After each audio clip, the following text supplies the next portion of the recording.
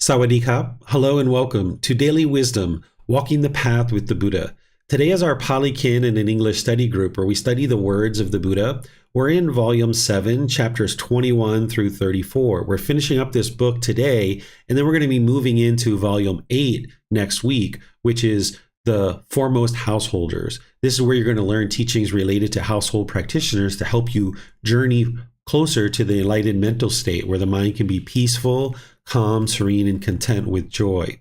As we go in our class, the way that we typically start is with meditation, but because we have 14 chapters to study today, we're going to forgo meditation and go right into studying the chapters of 21 through 34. And what I usually do is invite students who are in Zoom to read a chapter, and then after they read, I will then share some teachings on that chapter and then open up to any questions that you have, whether you're in Facebook, YouTube, or in Zoom. Excuse me, you can put your question into the comment section and I'll be able to see that and then answer any questions that you have. And if you're in Zoom, you can electronically raise your hand and ask any questions or follow-up questions directly. So I'd like to welcome all of you and at the same time invite you to join for our study group where we're studying the words of the Buddha. And oftentimes students will perhaps read these chapters before class. If they're studying along regularly, you might read these before by going to buddhadailywisdom.com, and then you'll see the link for free books, and you can download the volumes and read usually 10 chapters each class, but here we happen to have 14. And then when you come to class, you'll have more questions perhaps because you've had time to think about the actual chapters. And you'll have the words of the Buddha, you have the reference back to the original source text of the Pali Canon, and then you have teachings from me to help you further explore what it is that the Buddha is sharing with you. And some students read before and or after class, but sometimes students just don't have the time to read or they're not able to prioritize it in their week. So you're welcome to just come to class and study with us as well. That's an option. But if you're reading, you'll get a lot more benefit because you're going to see the words of the Buddha and the guidance that I'm providing, since I can't go into that deep, detailed guidance in the classes that I do in the books. So the combination of the classes in the books will really help you. So Marcy has volunteered to read this first chapter of chapter 21. So I'll just go ahead and turn it over to her. And then anyone else in Zoom, if you guys would like to read any of the chapters, you're welcome to. Just raise your hand electronically and let me know that you're interested in reading, and then I can call on you for the future chapters. All right, so over to you, Marcy. Okay, chapter 21, breathing mindfulness meditation. Well established, annoying thoughts and impulses don't exist. Remain focused, monks, on foulness in the body. Have mindfulness of in and out breathing, well established in front of you. Remain focused on inconsistencies of all untruths. For one who remains focused on the foulness of the body, the obsession with passion for the property of beauty is abandoned. For one who has mindfulness of in and out breathing well established in front of oneself, annoying thoughts and pulses do not exist. For one who remains focused on inconsistencies of all untruths, ignorance, unknowing of true reality is abandoned. Clear wisdom rises. Foulness, focusing on foulness in the body, mindful of in and out breathing, seeing the stilling of all untruths, dedicated always, he is a monk who sees clearly. From that he is there liberated, for that he is liberated, a master of direct knowledge, experience, at peace. He is a wise one gone beyond bondage. Okay, thank you, Marcy. So this book is titled Breathing Mindfulness Meditation, and we've been studying various discourses by the Buddha on breathing mindfulness meditation. He's been talking about the benefits. He's been explaining how to do breathing mindfulness meditation. This is a primary training that the Buddha taught in order to train the mind to get to enlightenment. And there's other things that an individual would need besides just meditation to get to enlightenment. But of course, this is a very important priority in terms of your journey to enlightenment, and developing this practice is very wise. So here the Buddha is going through a few things that will help you to understand various aspects of your practice. So here he says, remain focused, monks, on foulness in the body. Here, this is a meditation to eliminate sexual craving. If you have sexual craving and you're interested in bringing that down or actually eliminating it 100%, there's a meditation to help you to be able to do that. And there's this meditation to meditate on the unattractiveness of the body. And if you're ever interested in learning that, it's in Volume 1, Chapter 11. There's also classes where I've taught it, and you can also talk with me privately, and I will help you to learn how to do this meditation. So here he's saying, have mindfulness of in and out breathing well established in front of you. Remain focused on the inconsistency of all untruths. What you're doing on this path to enlightenment is, yes, you're developing your meditation practice and having this awareness of mind and being focused on the in and out breath as you're meditating. But he also teaches all throughout your day, you should not cling to any perceptions, anything that your mind looks out at the world and it seems to be true. This is like your views and opinions of the way things seem around you. The mind can cling to these and think that certain things are true, and then you make certain decisions that end up impacting you later. So it's important to remain focused on the inconsistency of all untruths, meaning always search out the truth and look for the truth. So when you're making decisions, you're basing your decisions on actual truths. And that relates to the teachings of the Buddha as well. This is why I guide students to learn, to reflect, which is independently verifying the teachings, and to practice them so that you can get to wisdom. If you just believe your way through the teachings of the Buddha, you won't get to enlightenment. Belief doesn't lead to enlightenment. You need to get to the point where the mind is unshakable, where it's steady and stable. And the way that you do that is getting to wisdom. When you have belief, you don't know what's true or false, or when there's certain things going on in your life, if you're clinging to your perceptions, you don't know what's true or false. It's very easy for your mind to get shaken up when you realize that the perceptions you've been clinging to are actually untrue. So by you not clinging to your perceptions and by you seeking out the truth, then your mind can be stable and steady and it won't get shaken up.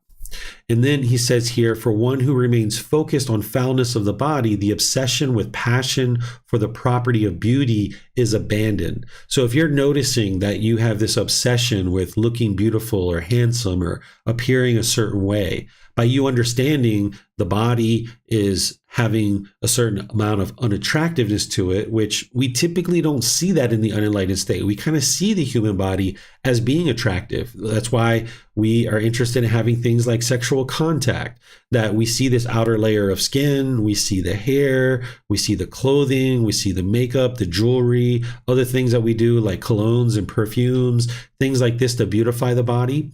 This is to have someone be interested in having sexual contact.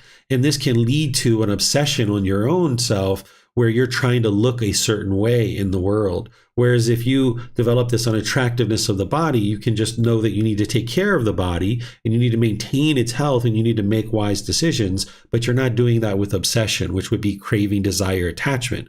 You're not interested in living there. But you're also not interested in living on the other side, where you just don't take care of the body at all, and it just kind of withers away, and you're not eating well, you're not doing certain things that are going to maintain your health. So you'd like to practice this middle way as it relates to caring for this physical body, is that you make wise decisions to care for it, but you're not obsessed about your appearance, but you're also not doing things where you're just laying around and not caring about the body either, and not taking care of certain things that need to be taken care of.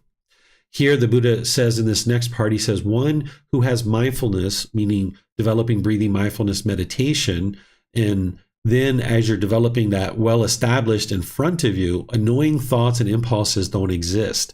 This is where you understand the enlightened mind, that it's peaceful, calm, serene, and content with joy.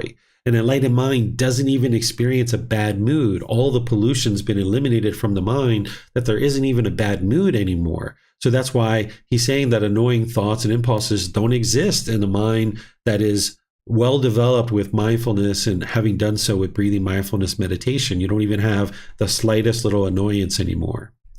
For one who remains focused on inconsistency of all untruths, ignorance, unknowing of true reality is abandoned. Clear wisdom arises. Excuse me. I knew that was coming. It was coming for a while. So one who focuses on the inconsistency of all untruths, meaning that you're working towards wisdom, that you're not clinging to perceptions, you're always looking for the truth and true reality in the world, you can abandon this ignorance or unknowing of true reality. This is where the mind just doesn't understand what it doesn't understand. This is the biggest hindrance to one's enlightenment, is things like the Four Noble Truths. The mind is unaware of this. It has this unknowing of true reality. The mind thinks in the unenlightened state that other people are causing you to be angry, or this situation is causing you to be angry. And there's many untruths that the mind is holding on to in the unenlightened state, and that's why it struggles and has difficulties, and that's why it has challenges where it gets shaken up, because it doesn't have this clear wisdom. But when you work towards developing the truth in the mind, and you see the truth about what's going on with your own mind and through these natural laws of existence that the Buddha shares, you're not believing his teachings, but you're working to acquire wisdom, then this clear wisdom arises in the mind, and you can get to the point where the mind's steady and stable, it's unshakable. And then the Buddha, once again, kind of puts in here, focusing on foulness in the body, mindful of in and out breathing, seeing this stilling of all untruths, meaning that you don't allow the mind to believe anything at all. Dedicated always. This is the opposite of complacency. Any little unwholesome thought that arises in the mind, you need to apply right effort to cut that off and let it go. Right mindfulness is going to be able to help you be able to see those unwholesome thoughts arising, but being dedicated and diligent to your practice, not allowing complacency to set in. When you see the unwholesomeness arising, you can cut that off and let it go. And then he says, he is a monk who's seen clearly. And then from that, he is there liberated. Liberation is enlightenment. That's where you get the freedom of strong feelings. You're not experiencing the anger, the sadness, the guilt, the shame, the boredom, loneliness, shyness, resentment, jealousy, and all those other discontent feelings, even stress and anxiety. You can eliminate all of that. And this is part of what you need in order to be able to eliminate that. And having liberated the mind, the Buddha says, okay, this person is a master of direct knowledge or experience. At peace, he is a wise one gone beyond bondage. Bondage is the unenlightened mind. It's bound up with these 10 fetters, these 10 individual pollutions in the mind. That's what's keeping the mind bound into this discontentedness and this unenlightened state, as well as that cycle of rebirth as well. But eliminating the 10 fetters, those 10 pollutions, now you're no longer bound up. The mind is secure from this bondage. So you're going to need the wisdom of the path to enlightenment of how to accomplish that. But having done the things that the Buddha is sharing here and others, that's where the mind ultimately is able to clear out all those cravings, desires, attachments through acquiring wisdom to eradicate that ignorance. And then that's where one can transform their mind and experience the peace and joy of the enlightened mind. What questions do you guys have on this chapter? You can put those into Facebook, YouTube, or in Zoom, and I'll be able to see those and answer your questions. Hello, everyone. I see you guys on YouTube saying hello. Hello, everyone. Nice to see you guys there. Let's see. I'm going to check Facebook and see if we have any questions coming in there. We don't see any questions anywhere on any of our platforms, so let's go ahead and move on to the next chapter. All right, Marcy, I think I'll go ahead and read this. That way you can take a break. We'll just kind of switch back and forth. And then, Francis, if you'd like to read at any point, feel free to let us know. This chapter 22 is titled Breathing Mindfulness Meditation, the Tathagata's Dwelling. So let me share with you guys that a Tathagata is the Buddha. This is the way that he referred to himself, as the Tathagata. This is often translated as one who's discovered the truth or one who shares the truth. That's what we think that the word Tathagata actually means. So here the discourse is, monks, if wanderers of other communities ask you, in what dwelling, friends, did the perfectly enlightened one generally dwell during the rain's retreat? Being asked thus, you should answer those wanderers thus. During the rain's residence, friends, the perfectly enlightened one generally resided in the concentration by mindfulness of breathing mindfulness meditation. Here, monks, mindful, I breathe in. Mindful, I breathe out. So this is all the guidance that the Buddha shares in terms of getting you ready for meditation and kind of what you should be doing during meditation. Not that you should be repeating these statements in your mind, but I consolidate all of this guidance as I guide students, but this is where that comes from. This is the support of why I guide students the way that I do. And we've read this in other classes, and we're going to see this multiple times. So I'm just going to move through this. This is all the things that you'll see in other parts of the book. So then after he gets to the very last one where he says, I know reflecting on letting go, I will breathe in. I know reflecting on letting go, I will breathe out. If anyone, monks, speaking rightly, could say of anything, it is a noble dwelling, an excellent dwelling, the Tathagata's dwelling. It is of concentration by mindfulness of breathing mindfulness meditation, that one could rightly say this. Monks, those monks who are trainees, who have not attained their mind's ideal, who dwell aspiring for the unsurpassed security from bondage or enlightenment. For them, concentration by mindfulness of breathing mindfulness meditation, when developed and cultivated, leads to the destruction of the taints. Those monks who are arahants, whose taints are destroyed, who have lived the holy life, done what had to be done, laid down the burden, reached their own goal, completely destroyed the fetters of existence, those completely liberated through final knowledge, wisdom. From them, concentration by mindfulness of breathing mindfulness meditation, when developed and cultivated, leads to a peaceful dwelling in this very life and to the mindfulness in clear comprehension. If anyone, monks, speaking rightly, could say of anything, it is a noble dwelling, an excellent dwelling, the Tathagata's dwelling, is of concentration by mindfulness of breathing mindfulness meditation, that one could rightly say this. Okay, so let me give you guys a little bit of background here. The first part is the Buddha's talking about if wanderers of other communities. What he's talking about here is during his lifetime, he wasn't the only teacher that was sharing teachings that were claimed to be leading to enlightenment. The Buddhist teachings, we know, lead to enlightenment 100%. That's why they're still here 2,500 years later, because they absolutely work and they lead exactly where he said they do. But during his lifetime, there were other teachers that were claiming that it was their teachings that led to enlightenment. And there were people studying with those teachers and doing various things that the Buddha knew didn't lead to enlightenment, but those people didn't necessarily know that. They were following those things. So occasionally, the Buddha and his students would come in contact with these other students of other teachers and even the teachers themselves. So here the Buddha is saying, if anybody from those other communities should wonder, essentially, where did the Buddha reside during the rains retreat? What the rains retreat is during the lifetime of the Buddha 2,500 years ago, there weren't these well-defined roads and these well-defined sidewalks that we have now, these really close property lines. At one time, those things didn't really exist. So if you were traveling from one town to another, you would need to walk through people's property in order to go from one town to another.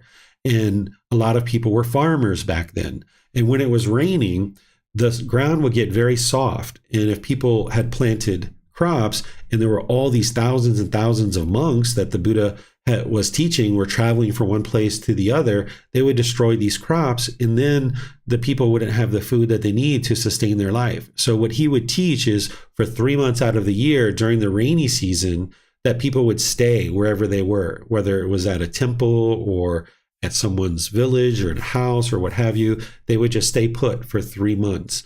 And they continue to do this even today, that the ordained practitioners will stay at their home temple, so to speak. Right now, we're in that period of time, which is considered the rains retreat, where the ordained practitioners are staying inside their main temple and they won't travel. So 9 months out of the year, they will travel around, they will do different things. In some temples now, they kind of make exceptions for that, but it's kind of a time to come back to your home temple for 3 months and learn from the master at that particular temple. So the rains retreat is an opportunity to stay put and basically work on developing your practice more closely than you might have all the rest of the year. So the Buddha is basically saying, if anybody from any other teacher or any other students from these other communities should wonder, where did I reside? Where did I stay for the rains retreat? Well, the Buddha is saying, I resided in breathing mindfulness meditation. That's where I resided. And he's saying that's a very peaceful existence, or a very peaceful dwelling, to dwell there. And then he gives guidance, of course, of how to actually do that meditation.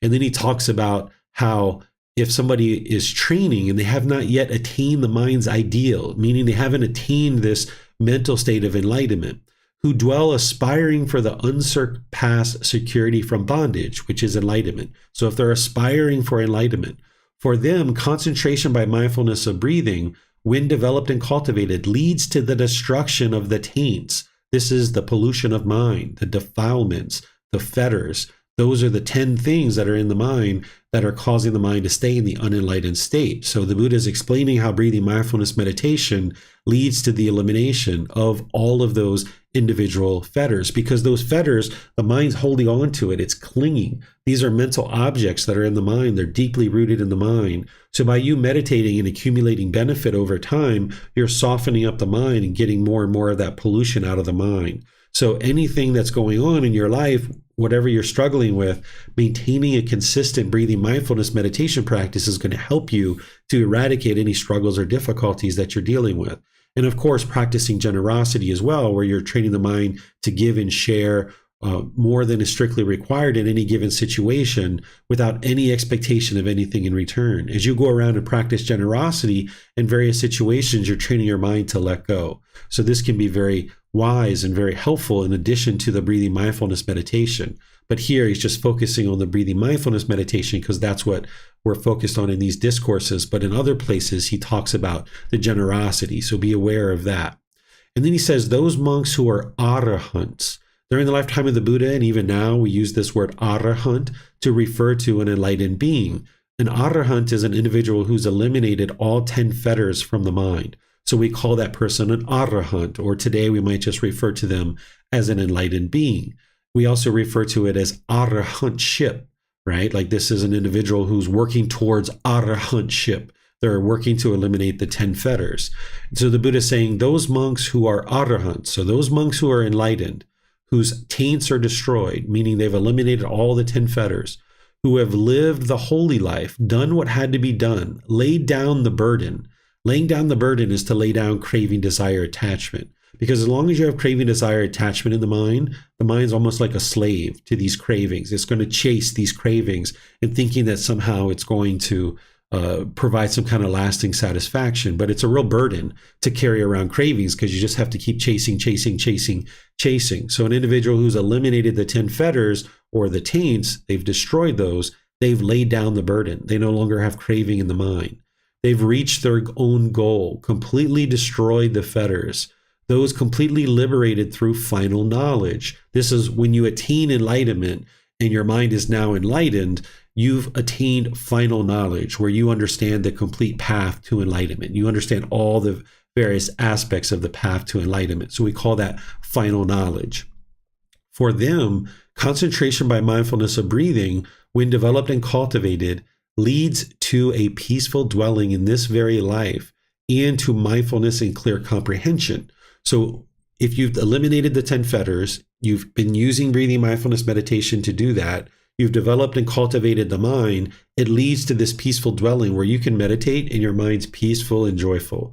Your mind is stilled and quieted. At any time as an enlightened being, you can start meditating and that peace will be there. Your peace will be there all day long. But if you're in meditation, it's almost like there's even more peace than just when you're in daily life. In daily life, an enlightened being is peaceful, calm, serene, and content with joy. But when they're meditating, boy, is the mind super peaceful during that time. It's a dwelling almost where you could reside there permanently, indefinitely, but you need to kind of come out of meditation because there's other things you need to do in your life. But it's this peaceful dwelling in this very life that you could reside in permanently if you really could. But unfortunately, you got to break your meditation at some point, right? So then by clearing out the mind of these fetters, then the mind has this mindfulness or awareness of mind and this clear comprehension, that clarity of mind that I talk about, the focus, concentration, clarity of mind, and deep memory. And then he sums it up with saying, someone could basically say that that's where the Buddha resided, in this peacefulness, in this calmness, in this mindfulness, awareness of mind, in this deep concentration and clarity of mind. That's the dwelling that the Buddha resided in for the Rains retreat. So this is a way of reminding people how important meditation is. And the Buddha is going to talk about it in many different ways rather than just talking about the same old thing over and over and over again, he's going to adjust his discourses slightly and maybe even say something like this to kind of make it a bit interesting for somebody to understand. So what questions do you guys have on this chapter? Okay, so I'm not seeing any questions here. So Marcy, if you'd like to read this next one, this is chapter 23.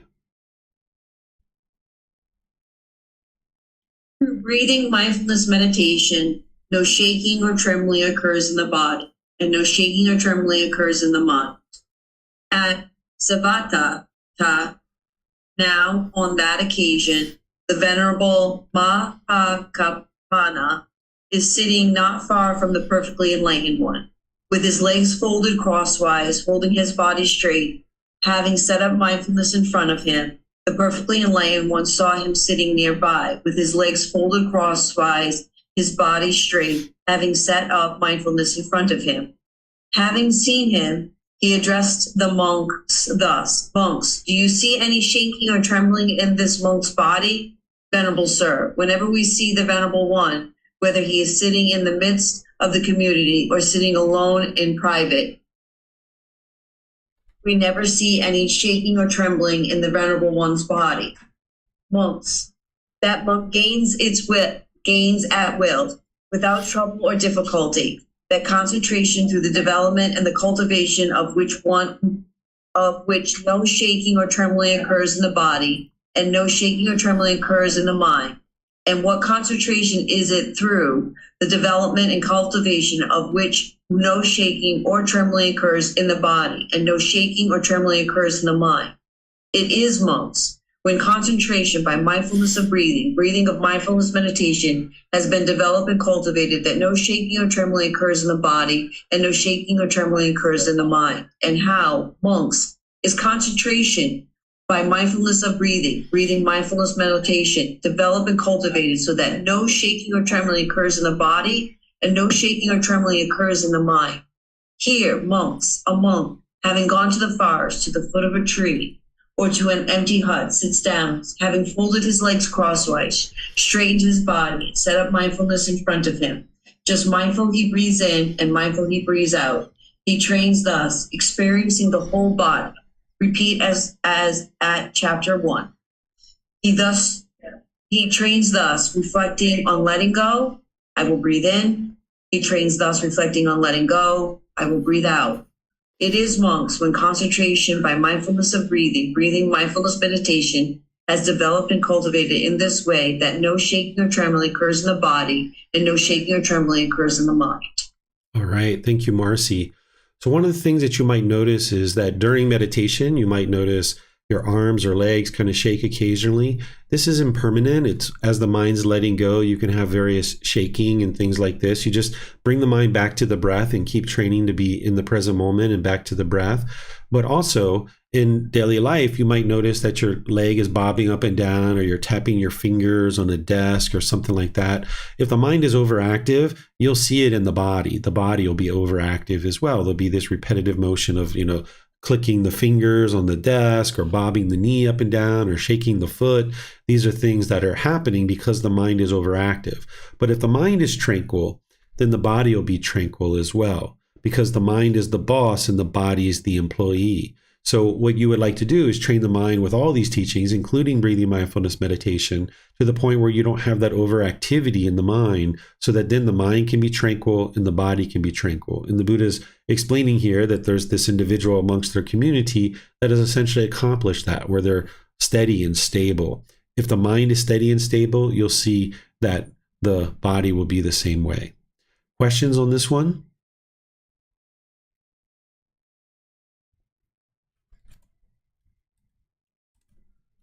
Okay, I'm just going to look at our platforms here.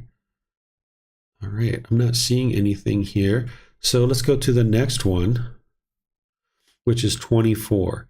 The final in-breaths and out-breaths are known. Rahula, develop meditation on mindfulness of breathing mindfulness meditation. When mindfulness of breathing mindfulness meditation is developed and cultivated, it is of great fruit and benefit. And how is mindfulness of breathing breathing mindfulness meditation developed and cultivated so that it is of great fruit and benefit.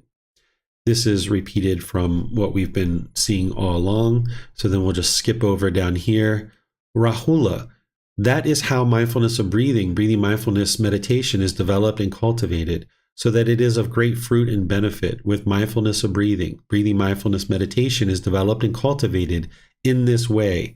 Even the final in-breaths and out-breaths are known as they cease, not unknown. So what the Buddha is describing here is that if you cultivate in your meditation this awareness of the in-breaths and out-breaths, that by the time you get to the point of death, where you're taking your very last in-breath and your very last out-breath, you will know that it's your very last in-breath and out-breath. The Buddha understood this as part of his life, that he knew he was going to die 3 months before. He was letting his students know about that 3 months in advance.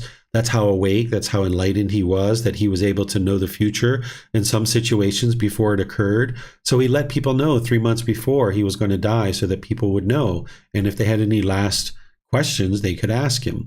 And then he even knew his last breaths because he delivered his very last teaching and his last words, and then he lay down and essentially died. So he's describing that you can be so aware of the mind and so aware of the breath that you'll know your final in-breaths and out-breaths. And this can actually help you to get to the point where you're eliminating fear of death. There's other teachings as well that help you eliminate the fear of death, because an enlightened being isn't afraid of anything, including death. So you'll need to get to the point where you're not afraid of death and you don't have any fear of death.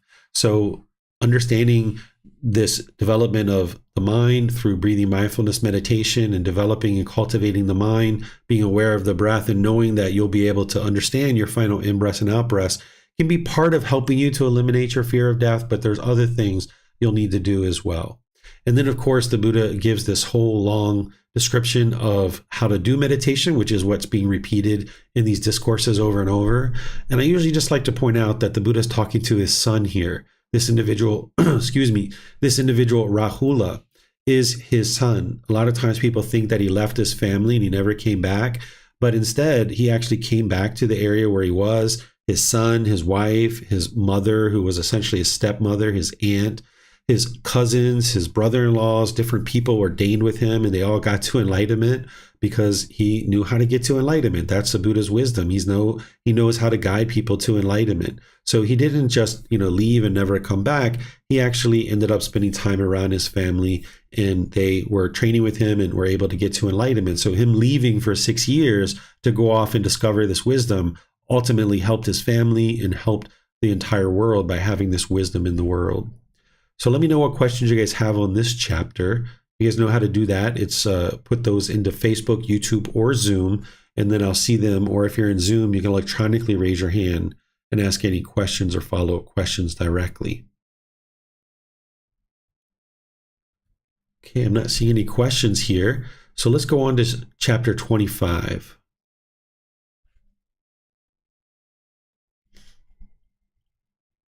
Would you like me to read, Teacher David? Sure, go for it, Marcy. One who perceives as non-self eradicates the conceit, I am.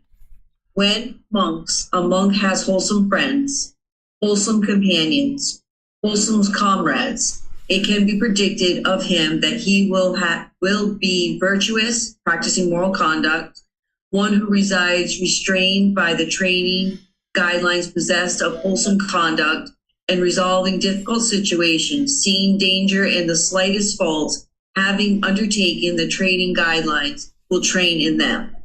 When a monk has wholesome friends, wholesome companions, wholesome comrades, it is predicted of him that he will get to hear at will, without trouble or difficulty, talk concerned with the holy life that is conducive to opening up the heart, that is, talk on elimination of desire, on contentment, on solitude, on not getting bound up with others, on arousing energy, on virtuous behavior, on concentration, on wisdom, on liberation, on the wisdom and vision of liberation.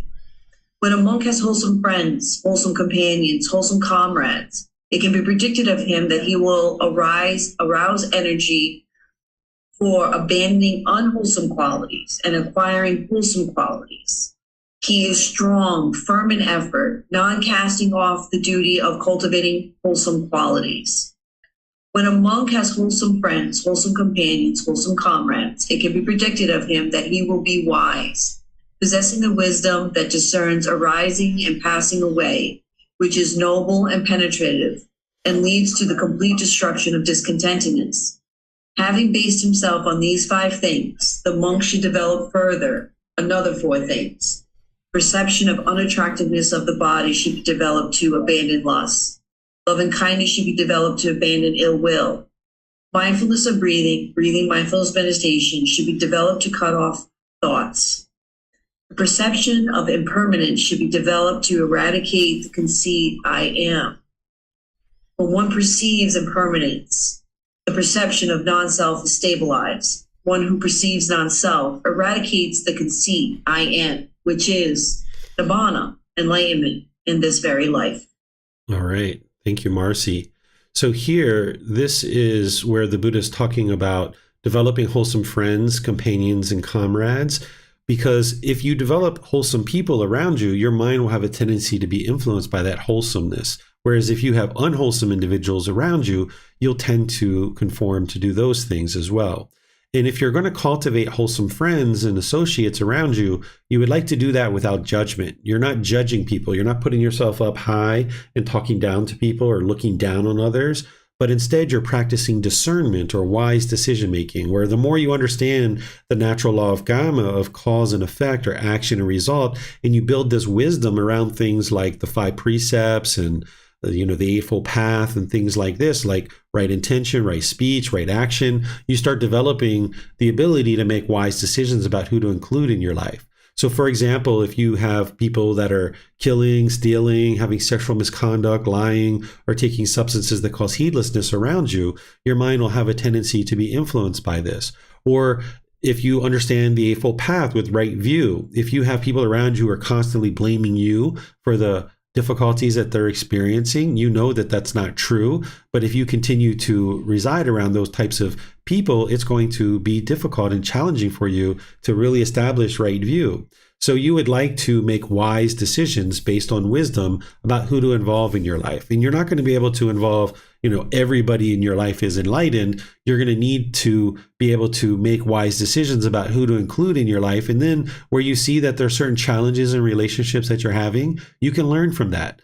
I never think of any relationship that ends as a failure or anything like that, because each one of the relationships that we have, we learn something from it. It exposes something about our mind to us so that we can then take action to resolve it. So we can think about like ex-girlfriends, ex-boyfriends, ex-friends. We can think of them as like teachers, maybe with a little T.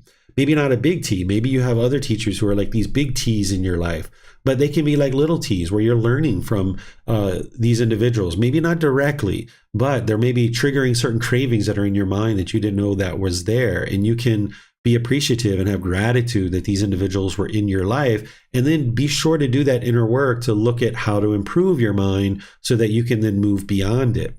And the Buddha is describing here that as you're essentially developing friendship with people who are into practicing virtuous moral conduct, or this practicing the wholesome moral conduct, that then when you understand the training in the teachings that he shares about the natural law of Gama, of things like the 5 precepts and the Eightfold Path, that then you'll be able to see the danger in the slightest thoughts, that your mind will be able to be restrained, because you'll be able to understand that if I go down this path, that there's going to be harmful things that are occurring in my life based on not having the choices that are based in wisdom, but instead making unwise decisions about my moral conduct. This is going to lead to harmful results in my life. So here the Buddha is talking about seeing the danger in the slightest thoughts, because as you get closer and closer to enlightenment, your Gama is going to be coming back to you really quick. If you do something unwise, you're going to see that result coming back to you really quick. And that's actually a really good thing, because you can see the Gama so closely. And the natural law of Gama is the most unbiased teacher. It's going to show you where you're having challenges and you haven't made wise decisions. And then ultimately, he's talking about a whole bunch of different things here that I'm pleased to go into detail. In fact, at the temple this morning, the students had a lot of questions on these things, like not getting bound up with others. What does that mean? And other things like this. There were some questions around, what does it mean to possess the wisdom that discerns the arising and passing away? So if you guys have those kind of questions, let me know and I will answer them for you.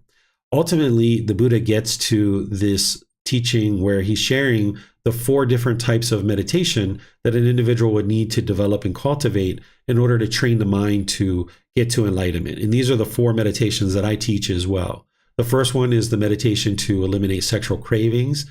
The second one is the meditation to eliminate anger, hatred, and ill will, which is loving kindness. The third one is the breathing mindfulness meditation that helps you to develop the ability to cut off thoughts. And you're doing that in meditation, but then you actually can use those qualities in daily life where you have mindfulness or awareness of mind, concentration, and the ability to easily cut off and let go of any thoughts. And then there's this meditation to develop the perception of impermanence. I refer to this as the meditation to realize non-self.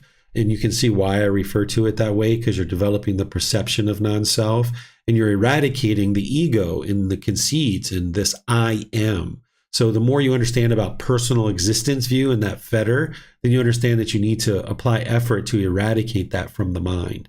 And the Buddha is saying this is enlightenment in this very life, because oftentimes the conceit is one of the last fetters to actually go. Of course, ignorance is ultimately the last fetter that needs to be eliminated, but conceit is one that's kind of one of those last ones that are in there typically as well. So what questions do you guys have on this chapter? Let me know. I see some questions coming in. I need to step away just for like 10 seconds to get my charger. I did the same thing this morning at the temple. I forgot my charger and I'm in my room without my charger. So I'm just going to let my son know. I'll be right back in 10 seconds.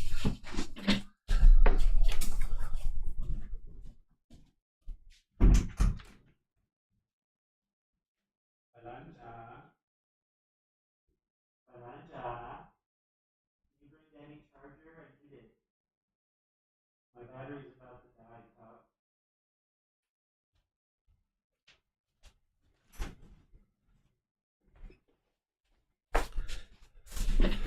Okay. Let's see. So we have a question coming in here from Francis on Zoom. Could Teacher David clarify the meaning of conceit? So what conceit is it's a higher fetter. It's the 8th fetter. So it's a pollution. It's a taint. It's a defilement of the mind. What conceit is this is arrogance, pride, boastfulness. This is where the mind will judge others and try to put yourself above others or below others, and comparing and measuring and comparing to see if you're above others or below others. And this is detrimental to the mind, because if you have conceit, that arrogance, the pride, the boastfulness, the measuring and comparing, the judging others, then you're not going to be able to reside harmoniously with all beings around you. So you need to uproot that conceit out of the mind. And in volume 1, chapter 16, I dedicate that chapter to helping you to dissolve the ego, because conceit is part of the ego. So you're going to need to eliminate it in order to get to enlightenment. And the personal existence view, which is the first fetter, and that 8th fetter, conceit, is what we call the ego. But that word didn't exist during the lifetime of the Buddha, so he describes it as personal existence view and conceit. And it's actually best to think of the ego in those ways, because the symptoms associated with personal existence view and conceit are very different, because they're different fetters, and the approach to eliminating them is different as well. So it actually helps to understand them separately. But just understand, when we talk about ego nowadays, that's what we're talking about. Is mostly we're talking about conceit, but there's this personal existence view in there too that's part of the ego. Any other questions from you guys? Let's see, we have one here on YouTube. So, should we strive to eliminate all sexual cravings? What if you are in a relationship? I want to understand better what is meant by this. So in order to get to enlightenment, an individual would ultimately need to eliminate sexual cravings and sexual contact. But when somebody gets to that point, it's up to each individual. We're all on our own independent journey to enlightenment, And if you're in a relationship, you're having sexual contact, and that's what you'd like to do, then that's your choice. That's your decision. For some people, they might come to the path when they're quite young, and they may have aspirations to have a partner or maybe have a family or something like that. So you can make your way all the way up to the first and second stage of enlightenment and have a really wonderful life where your discontentedness is significantly diminished, but you're still maintaining a sexual relationship. And then at whatever point in time you decide that you would like to perhaps let go of sexual cravings, if that's what you decide, then you're able to do that. But your mind won't actually be able to get to enlightenment where it's permanently peaceful, calm, serene, and content with joy as long as there's craving for sexual contact. Because there'll be some situations where you can get it and you'll enjoy it and there'll be pleasure there, but there's going to be situations where you can't get it. And the mind's going to be discontent. It's going to be irritated or agitated. So you're not going to be able to get to that permanent mental state of peace and joy as long as that craving for sex is in the mind. But you can do all the other work on the path to enlightenment and notice that you can get quite amount of peacefulness in the mind, but the mind's still holding on to that central desire, that sexual craving, that contact that it wants, and you're going to experience some discontentedness around that. Also, when you have sexual craving in the mind, it can heighten your other sexual cravings and your other central desires. And it can also mask and hide your other central desires as well, because that sexual craving can be, kind of strong and pretty high. So as you decide at some point, whenever somebody might decide to do that, if they decide to do it, to eliminate their sexual cravings, you'll start noticing these other cravings potentially that are in the mind that you can now start to eradicate as well. So that's why one is working to eliminate sexual craving if they choose. And that's why this is an independent journey and everybody decides for themselves, when is the right time for that, or if they would like to do that. Oftentimes when we're young, we think that, at least I did. I thought I'd be on my deathbed still having sex. At least that's what I envisioned in my mind. But as you get older and you've been there, done that, and you've experienced a certain amount of it, you start to extinguish that craving. But depending on where we are in life, we might still have that craving. And one of the things that we can do is to actually fulfill it. And that's one of the ways to extinguish it, is to actually fulfill it. But you just have to be careful there, because the mind can indulge in it to the point where it can get lost in those central desires. So great question there. All your guys' questions are really wonderful. Let's see. Thank you, Teacher David. You're welcome. Nice to help you. Let's see. There's nothing in Facebook or Zoom. So let's move on to the next one, which I think it's my turn to read here. Marcy, we'll go ahead and scroll down. I'll read this one, chapter 26. Things that lead to the liberation of mind. I can't pronounce this person's name. I'll just call him student or her student. Student. When liberation of mind has not developed, 5 things lead to its development. What 5? Here, student, a monk has wholesome friends, wholesome companions, wholesome comrades. When liberation of mind has not developed, this is the first thing that leads to its development. 2. Again, a monk is virtuous, practicing moral conduct. He resides restrained by the training guidelines, possessed of wholesome conduct, in determination, seeing danger in slightest faults. Having undertaken the training guidelines, he trains in them. When liberation of mind has not developed, this is the second thing that leads to its development. 3. Again, a monk gets to hear at will, without trouble or difficulty, talk concerning with the holy life that is conducive to opening up the heart, that is, talk on elimination of desires, on contentment, on solitude, on getting bound up with others, on arousing energy, virtuous behavior, on concentration, on wisdom, on liberation, on the wisdom and vision of liberation. When liberation of mind has not developed, this is the third thing that leads to its development. 4. Again, a monk has aroused energy for abandoning unwholesome qualities and acquiring wholesome qualities. He is strong, firm in effort, not casting off the duty of cultivating wholesome qualities. When liberation of mind has not developed, this is the fourth thing that leads to its development. 5. Again, a monk is wise. He possesses the wisdom that discerns arising and passing away, which is noble and penetrative, and leads to the complete destruction of discontentedness. When liberation of mind has not developed, This is the fifth thing that leads to its development. When, student, a monk has wholesome friends, wholesome companions, wholesome comrades, it can be predicted of him that he will be virtuous, practicing moral conduct. One who resides restrained by the training guidelines will train in them. When a monk has wholesome friends, wholesome companions, wholesome comrades, it can be predicted of him that he will get to hear at will, without trouble or difficulty, talk concerned with the holy life that is conducive to opening up the heart. That is, talk on elimination of desires, and then all that other stuff, on the wisdom and vision of liberation. When a monk has wholesome friends, wholesome companions, wholesome comrades, it can be predicted of him that he will arouse energy for abandoning unwholesome qualities and all that other stuff, not casting off the duty of cultivating wholesome qualities. When a monk has wholesome friends, wholesome companions, wholesome comrades, it can be predicted of him that he will be wise, possessing the wisdom that discerns arising and passing away, which is noble and penetrative, and leads to the complete destruction of discontentedness. And now the last part of this is what we just read in that previous chapter. So let me focus in on a few things that we're seeing here that was also in the previous chapter too, but we can go ahead and penetrate into these and talk about them in more detail.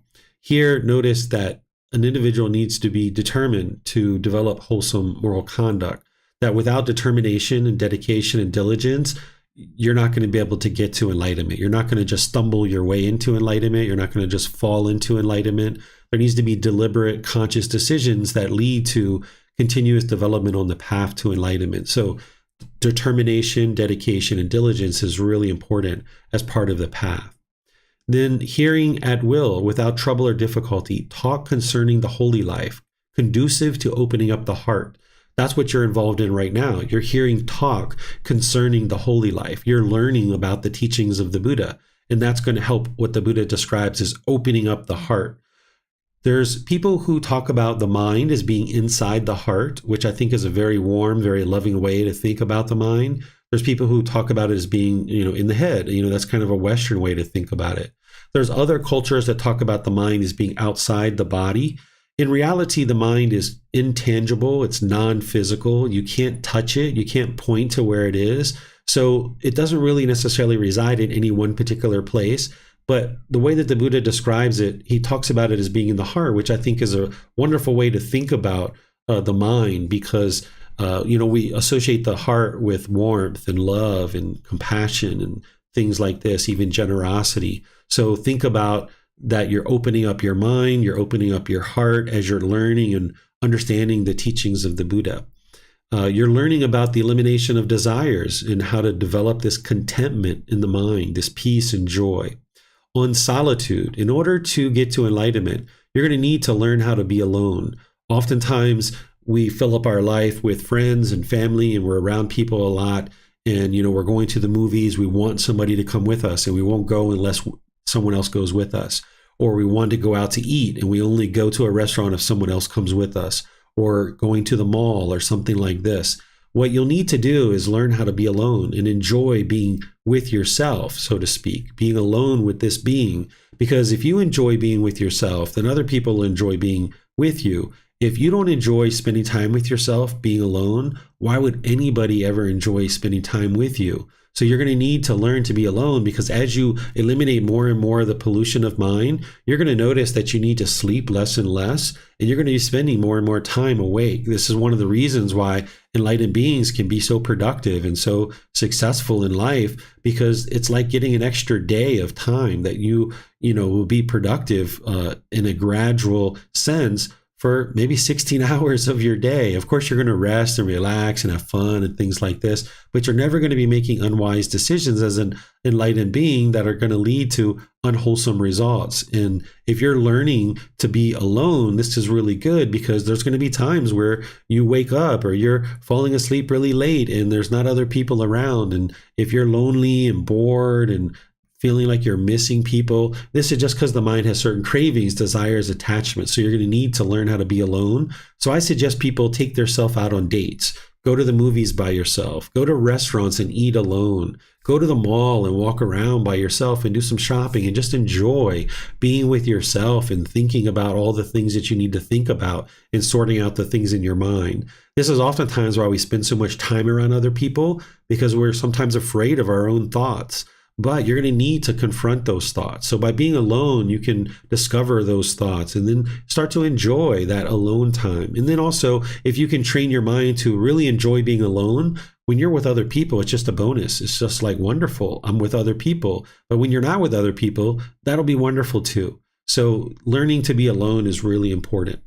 And then the Buddha talks here about getting bound up with others. This is like, if you were at work and maybe you went to go get some water at the water cooler and there are people standing around gossiping and slandering people, if you joined in that gossip and slander, you're getting bound up with others, and you're not interested in getting bound up with others. That other people in the world are going to be doing countless things that are unwise and unwholesome. And if you get bound up and conform to what other people are doing, you're not going to be able to get to enlightenment. You need to rise above and beyond the things that people are doing in the world. Like, it's kind of common in some cultures, maybe Thursday night, Friday night, Saturday night, people go out drinking and go to bars and doing different things. Well, if you get bound up with others, you're going to continue to do those things, and you're going to essentially fall to the wayside. You're going to find yourself making unwise decisions. So at some point, you're going to need to decide, like, okay, I'm more interested in this peace and this joy of the enlightened mind than conforming to what other people are doing. I'm not interested in slandering or gossiping, because you'll have seen the truth that when you do those things, then people do those things about you too, that it's very unwise to do that. So arouse this energy for virtuous behavior on concentration, wisdom, liberation of mind.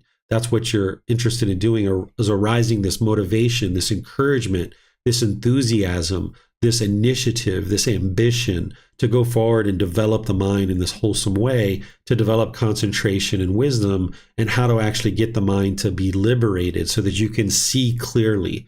When you see the Buddha talking about wisdom and vision, that wisdom of the natural laws of existence is what you're learning on the path, then you're reflecting, independently verifying, you're practicing. And this gives you the clear vision of what the path to enlightenment is and how to actually liberate the mind. And then, of course, that energy needs to not only be there to cultivate wholesome qualities, but to abandon the unwholesome qualities as well. And then this wisdom that discerns arising and passing away, what he's talking about there is wisdom of the universal truth of impermanence. That's usually the first thing that a student's learning with me as part of their journey on the path to enlightenment, is understanding the universal truth of impermanence. Without that, you wouldn't really be able to make any progress on the path, because the mind's craving permanence. That's the whole underlying problem.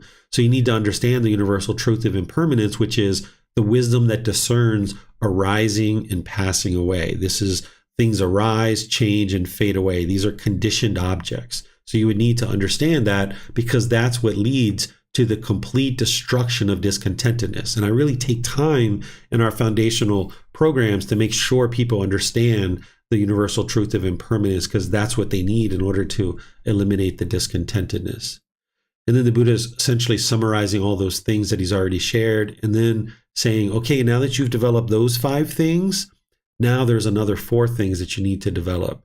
So develop those 5 things first, and then as you're doing that, develop these 4 as well. And then we talked about these in the last chapter. Let me know what questions you guys have here.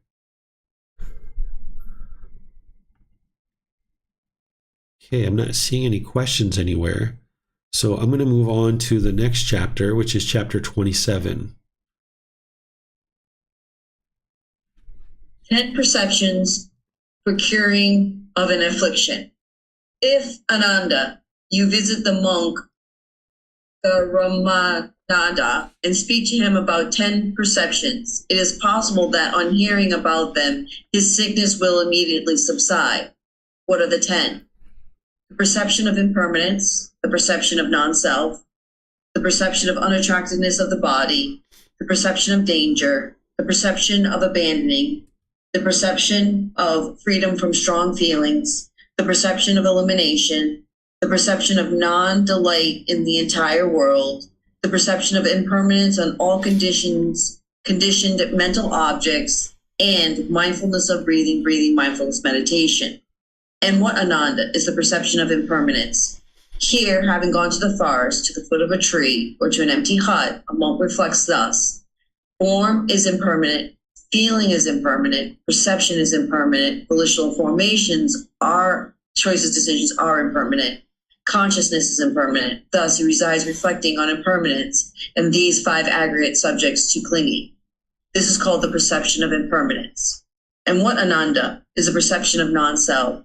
Here, having gone to the forest, to the foot of a tree, or to an empty hut, a monk reflects thus: the I is non-self, forms are non-self, the ear is non-self, the sound is non-self, the nose is non-self, odors are non-self, the tongue is non-self, flavor is non-self, the body is non-self, physical objects are non-self, the mind is non-self, mental objects are non-self. Thus he resides reflecting on non-self in these 6 internal and external sense spaces. This is called perception of non-self.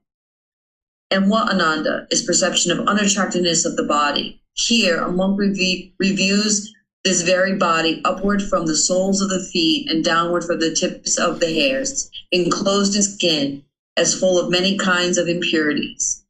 There are in this body hair of the head, hair of the body, nails, teeth, skin, flesh, sinew, bones, bone marrow, kidneys, heart, liver, pleural, spleen, lung, intestines, mesentery, sorry, I can't say that, stomach, excrement, bile, phlegm, pus, blood, sweat, fat, tears, grease, saliva, mucus, fluid of joints, urine. Thus resides reflecting on unattractiveness of this body. This is called perception of unattractiveness of this body. And what monks is perception of danger. Here, having gone to the forest, to the foot of the tree, or to an empty hut, a monk reflects: this body is a source of much pain and danger.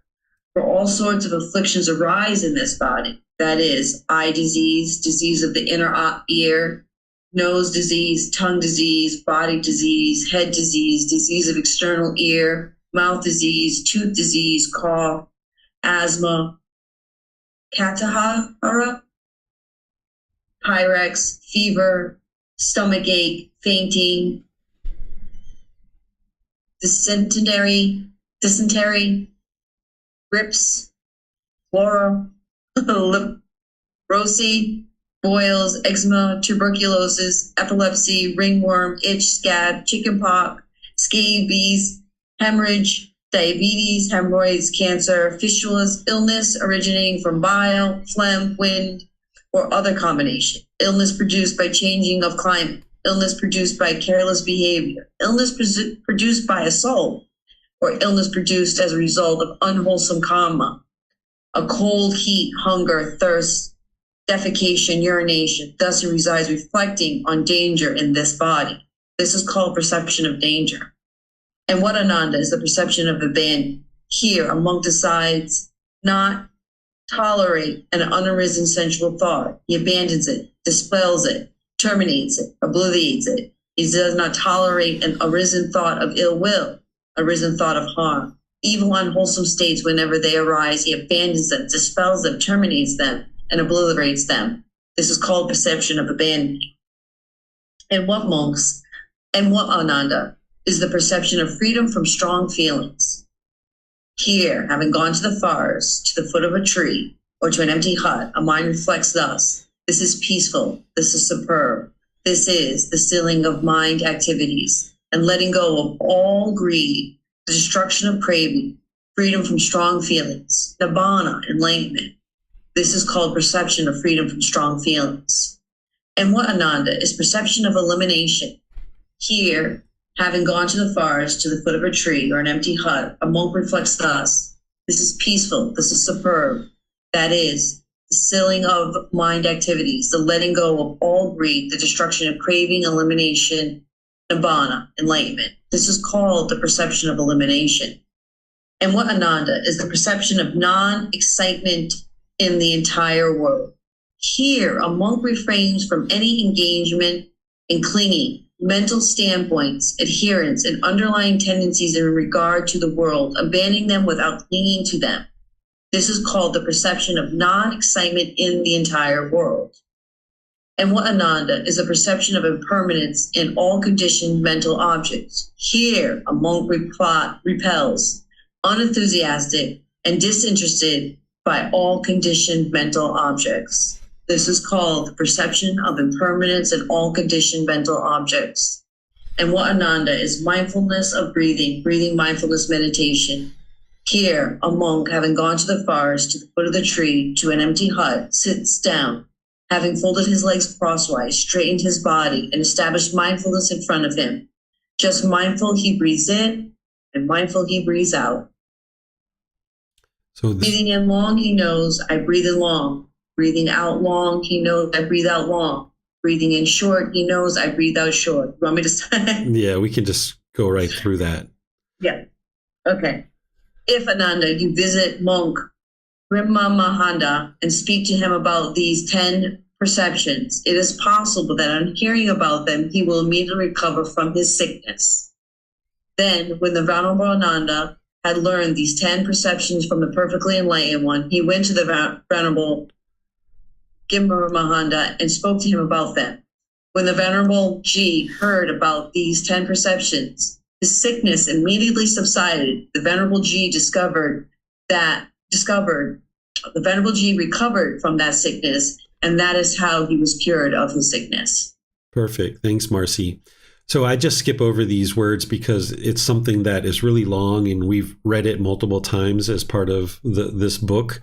So the Buddha's words, of course, are all very important, but we can skip over some just for time's sake.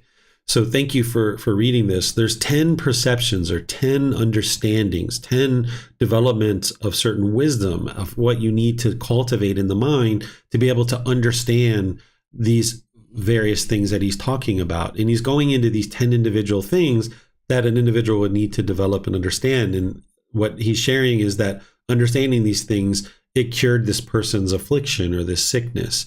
Whether it accomplishes that or not, you need to test that on your own. But here it's important that you understand each of these 10 because this is what's going to lead to your enlightenment, among other things, is to understand these 10. So rather than to go through all 10 of them, I'm going to go to just one of them and kind of explain because it's one that usually raises questions. But then any of the other ones that you would like to talk about, just let me know and we can talk about them and I will help you to understand them. The one that typically students ask questions about is number 8. And what, Ananda, is the perception of non-excitement in the entire world? Here the Buddha is saying, monks refrain from any engagement in clinging, mental standpoints, adherences, and underlying tendencies in regard to the world, abandoning them without clinging to them. So it's not that you're not enjoying things in the world. It's that you understand that there's nothing in this external world that's going to provide any kind of lasting pleasurable feelings, because as soon as you base your inner feelings on something like the sun or a new pair of shoes or a new job or a new friend or a new boyfriend, as soon as you allow the mind to get those conditioned pleasant feelings when these things are occurring, it's only a matter of time before the painful feelings come about, because the mind is craving and clinging and experiencing conditioned pleasant feelings based on some condition. When that condition changes, the mind's going to end up in the other side of that, which is the painful feelings.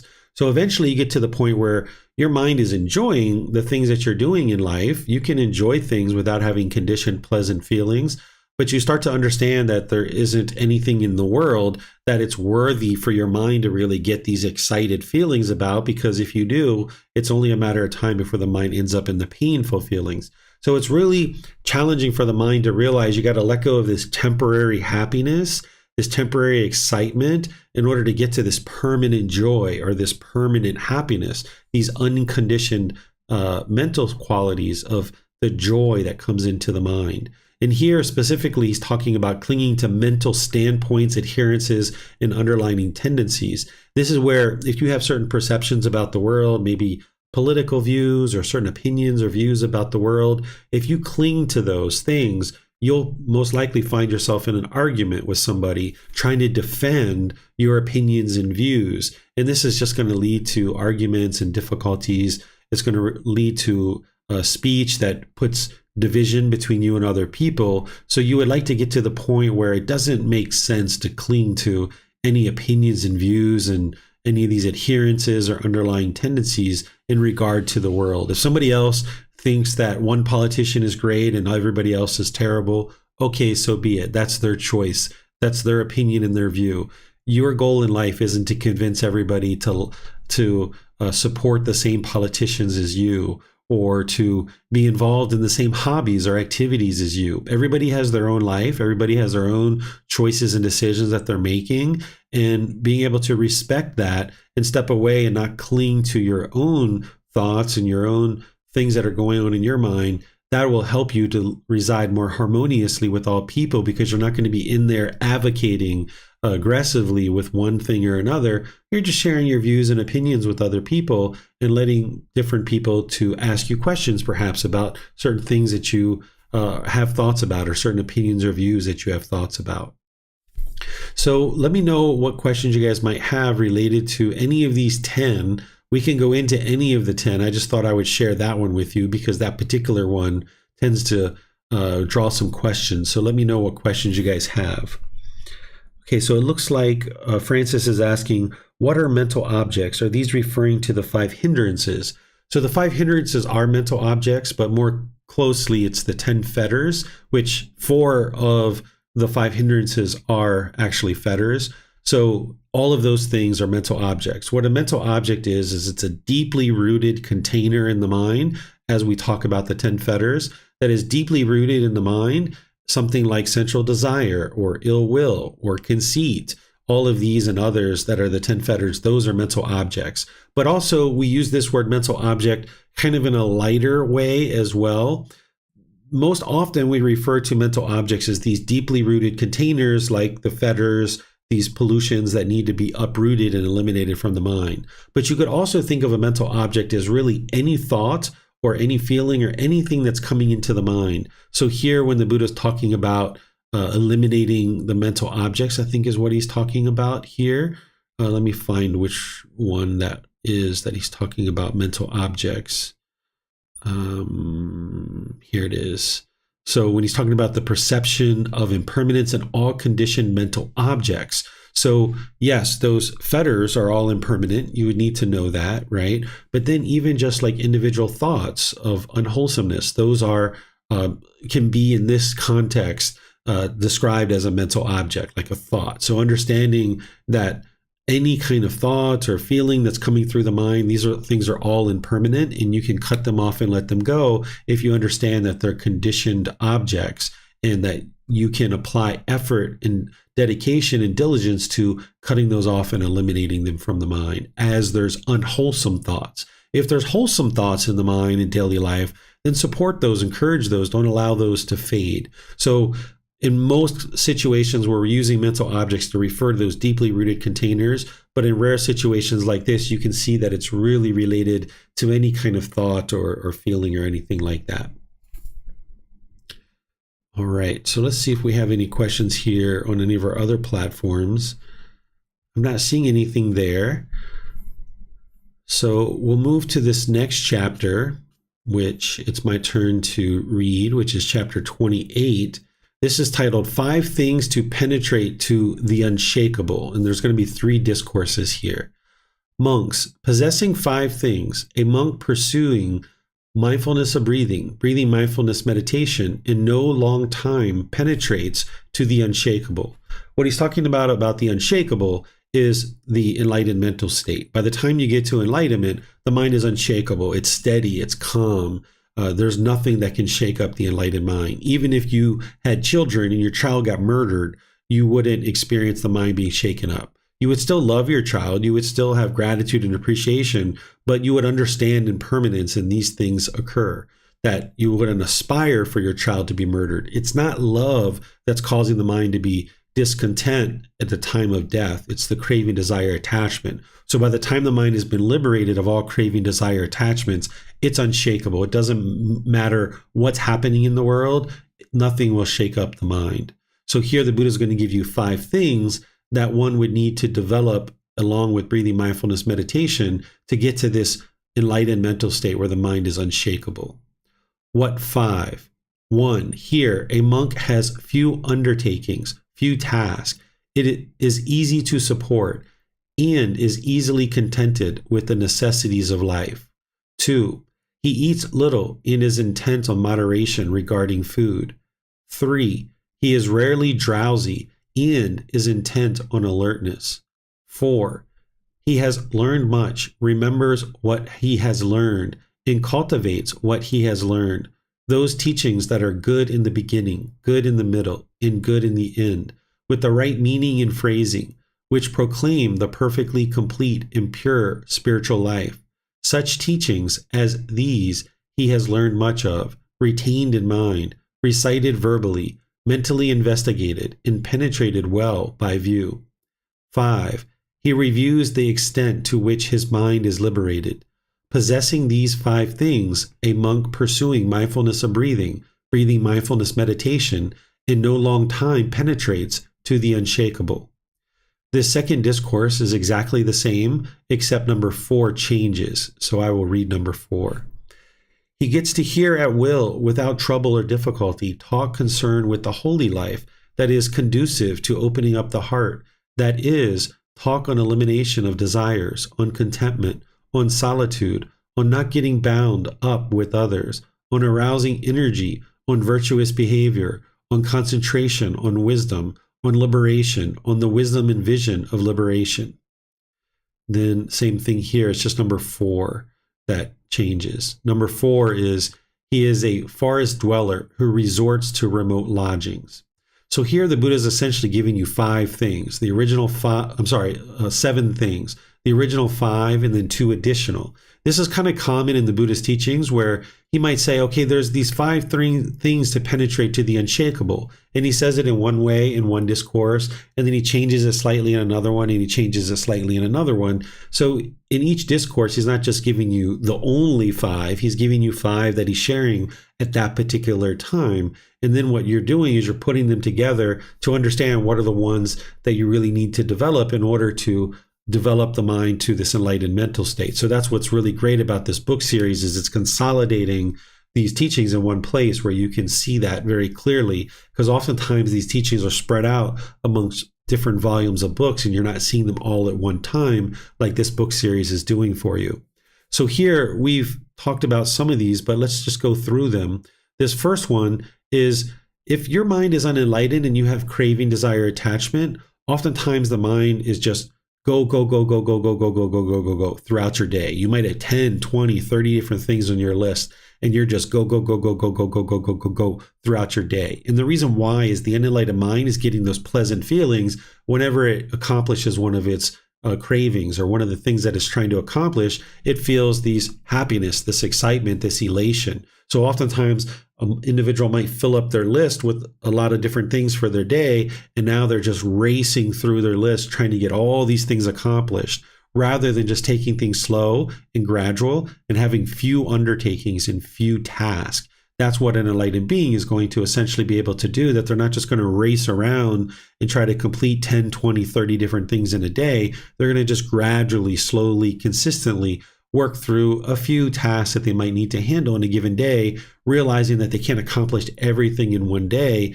This way, if you only have a few things and something occurs and you need to kind of go off where you were thinking, then you can kind of go off, right? So one of the examples that I gave this morning at the temple is that oftentimes, I only have maybe 2, 3, maybe 4 at most things that I'm actually working to accomplish in a given day. So maybe like the other day, I went to the store to purchase a bunch of cleaning supplies for the temple, and I took them to the temple and I was putting them away in the different storage rooms and hanging up signs and things like this.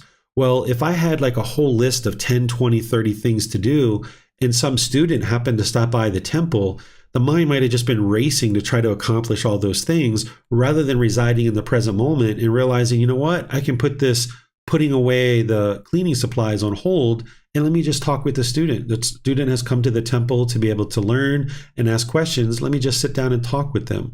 Whereas if you have craving, oftentimes you overlook certain things like that. You can't just breathe and can't just exist in the present moment. And also the mind isn't oftentimes satisfied with just the basic necessities to sustain life, where all we really truly need is food, water, clothing, shelter, and medical care. But oftentimes in the unenlightened state, the mind wants this and it wants that and it wants this and it wants that.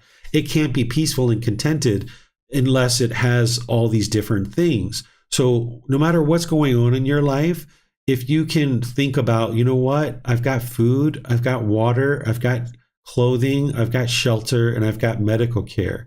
I can sustain my life. No matter how much your mind is shaken up with whatever's going on around you, you can focus on those 5 basic necessities and just find contentedness with those 5 basic necessities. Number 2 here is the Buddha teaches to eat in moderation. He only ate once a day during his lifetime. And this is there for a reason that the monks tend to eat this way, is that it helps them to eliminate sensual desire, where you're not eating based on emotion. You can actually accomplish the same thing without eating once a day, but eating once a day will surely help you in that regard. Nowadays, a lot of the ordained practitioners are eating twice a day because some people say the caloric value of food is a lot more reduced now than during the lifetime of the Buddha, because the soil and the water and the environment was more pure during that time. So a broccoli had more caloric value than maybe a broccoli today. But nonetheless, as a household practitioner, you might need to eat 2, 3, 4, 5 times a day, but you would like to eat in moderation, where you're just eating, kind of a basic amount of food, where you're not gorging and putting all this stress on the body to have to digest all that food. And then it's also very expensive to chase after all that food and purchase all that food. But eating in moderation is that you're not eating based on emotion, because sometimes if the mind is craving and you start feeling sad or lonely or bored, you might just start eating ice cream or cake just to try to get those pleasant feelings that the mind is longing, yearning for. So by eating in moderation, just kind of smaller portions, then you'll see that you're ensuring that you're only eating enough to sustain the health of the body. You're not gorging and eating based on emotion. The Buddha talks in other discourses where he shares that you should eat enough food to eliminate the hunger pains of any hunger pain that might exist in the body. No more and no less. And then he's talking here about an individual is rarely drowsy and intent on alertness, attentiveness of the mind. And then there's this certain amount of concentration or clarity, this deep memory to remember the teachings. During the lifetime of the Buddha, you had to remember all the teachings because nothing was written down. Nowadays, we have them written down so we can refer back to them. We have podcasts and videos and things like that you can reference, but you do need to take on a certain amount of understanding of the teachings in the mind to be able to apply them. You wouldn't be able to kind of consult your book, prior to every single conversation that you're going to have in the world. So you're going to need to remember a certain amount of the teachings.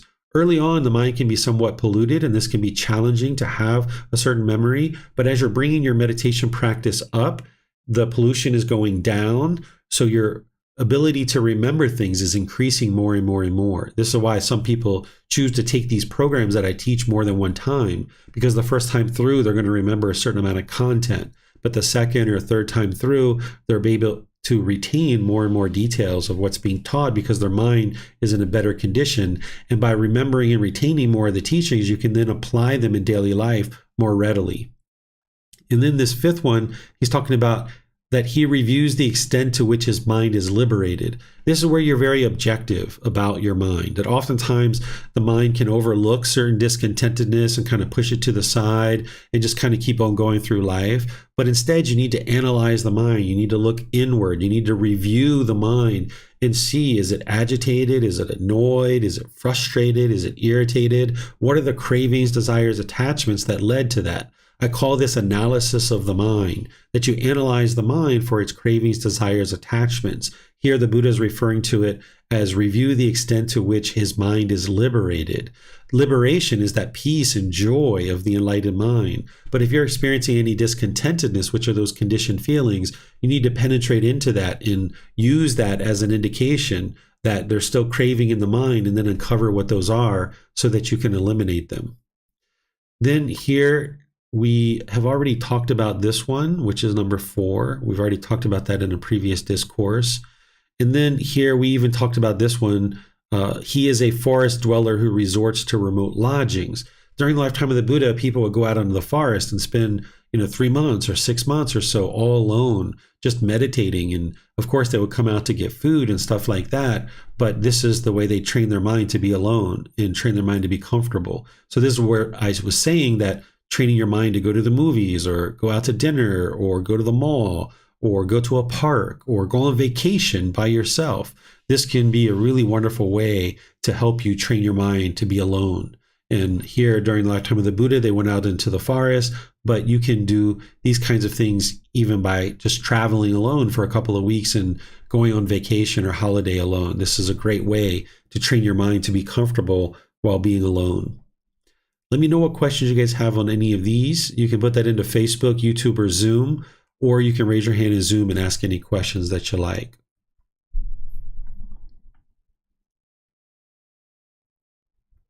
Okay, I'm not seeing any questions anywhere, so I'm going to move on to the next chapter.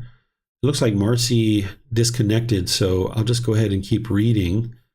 Unless other people in Zoom would like to read, you're welcome to. So this chapter number 29, the 5 hindrances that weaken wisdom. Monks, there are these 5 obstructions, hindrances, burdens of the mind, states that weaken wisdom. What 5? 1. Sensual desire is an obstruction, a hindrance, a burden of the mind, a state that weakens wisdom. 2.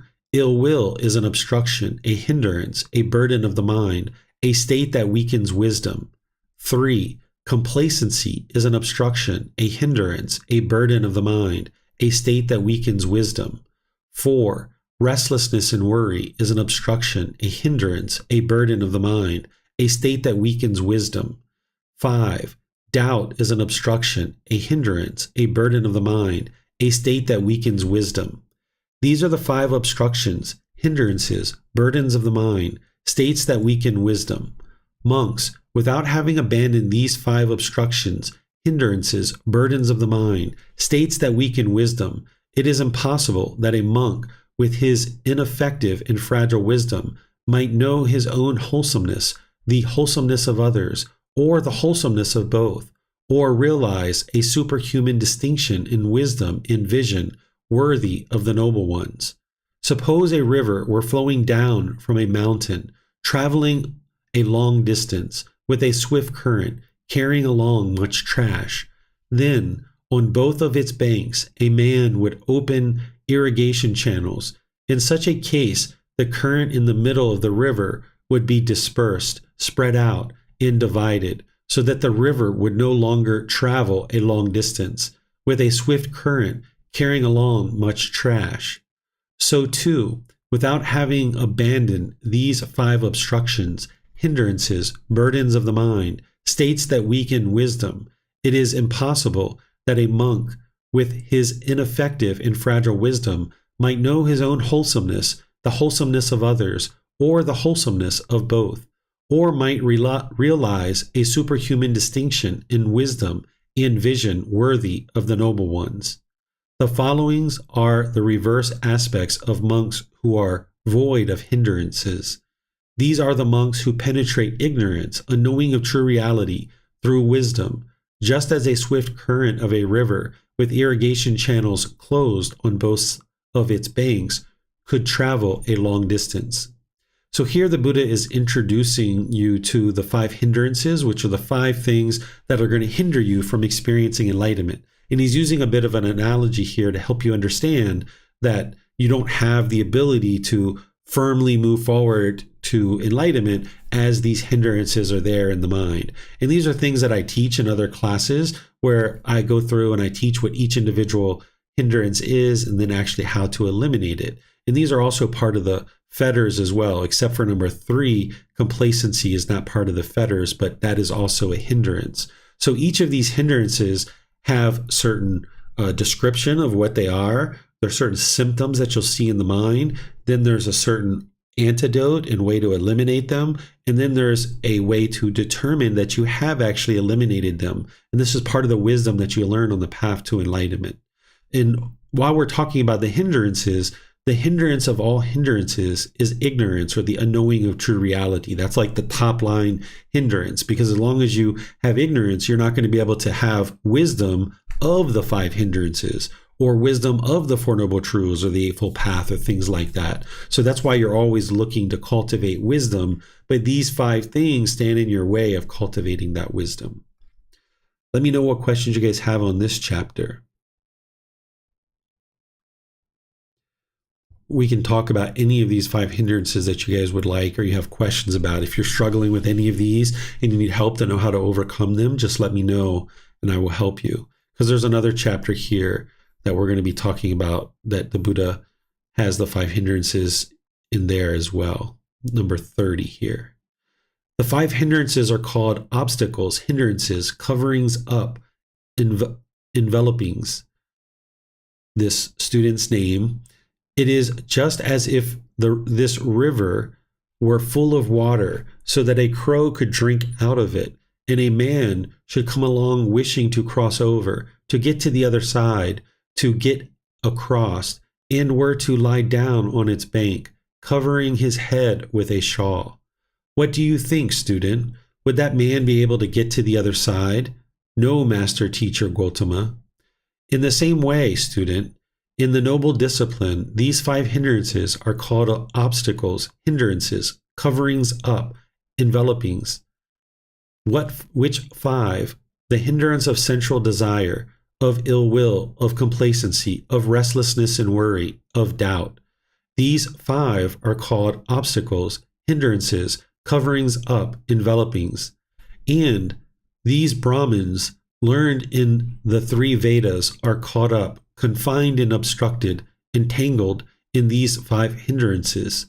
But that such Brahmins learned in the 3 Vedas who persistently neglect what a Brahmin should do and persistently do what a Brahmin should not do, and who are caught up, confined in, obstructed, entangled in these 5 hindrances should attain after death, at the breaking up of the body, to union with Brahma or God.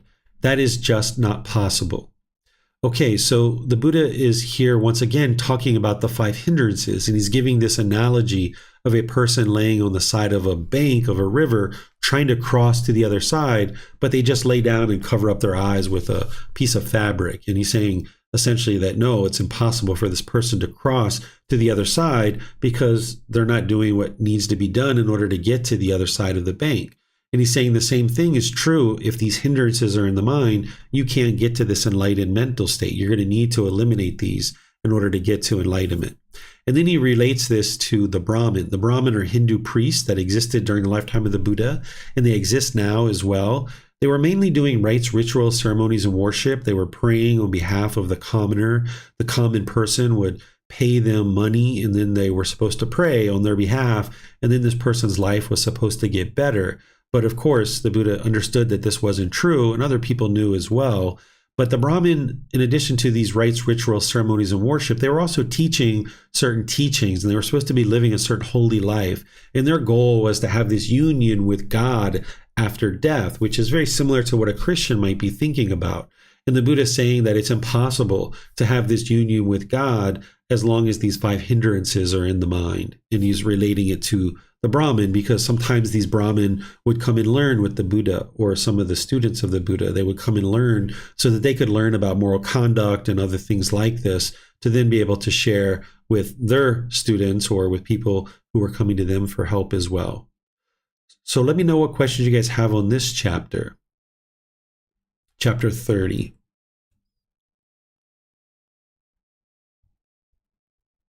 Okay, I'm not seeing any questions here. So let's go to the next chapter, which is chapter 31. This is titled, Then the Tathagata Guides Him Further. When, student, the noble disciple possesses mindfulness in full awareness, then the Tathagata guides him further. Come, monk, resort to a secluded resting place, the forest, the foot of a tree, a mountain, a ravine, a hillside cave, a charnel ground, a jungle thicket, an open space, a heap of straw. He resorts to a secluded resting place, the forest, the foot of a tree, a mountain, a ravine, a hillside cave, a charnel ground, a jungle thicket, an open space, a heap of straw.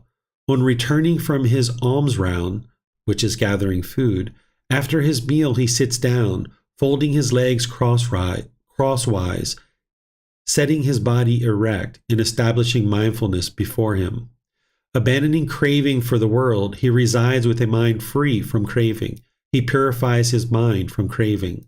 Abandoning ill will and hatred, same thing.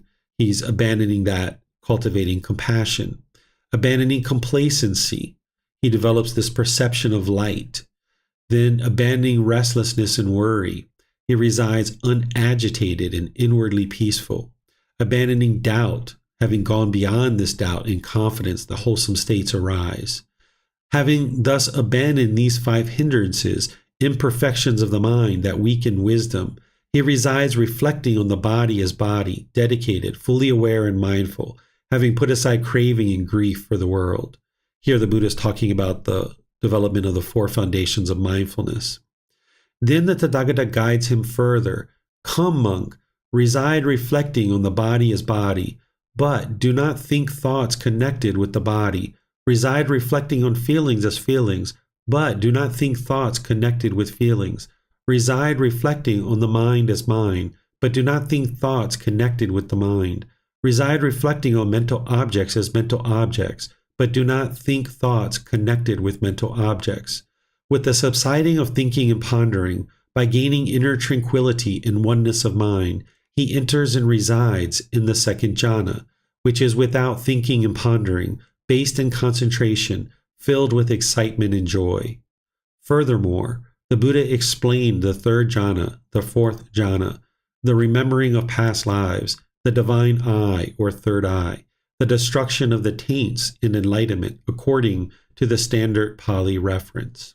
So here the Buddha is going through how to basically understand these 5 hindrances and eliminating them. Of course, breathing mindfulness meditation is going to be able to help one to do that. So that's what he's talking about here, about developing the breathing mindfulness meditation. And that's what's ultimately going to help to soften up the mind and loosen it so that the mind can let go and abandon sensual desire, ill will, complacency, restlessness, and worry and doubt. But there's other more direct teachings that the Buddha shares that directly eliminates each one of these. But you need to have breathing mindfulness meditation on board and consistently doing that to accumulate the benefits so that then when you're bringing in the other teachings that he shares and other discourses, that you can more readily eliminate these 5 hindrances.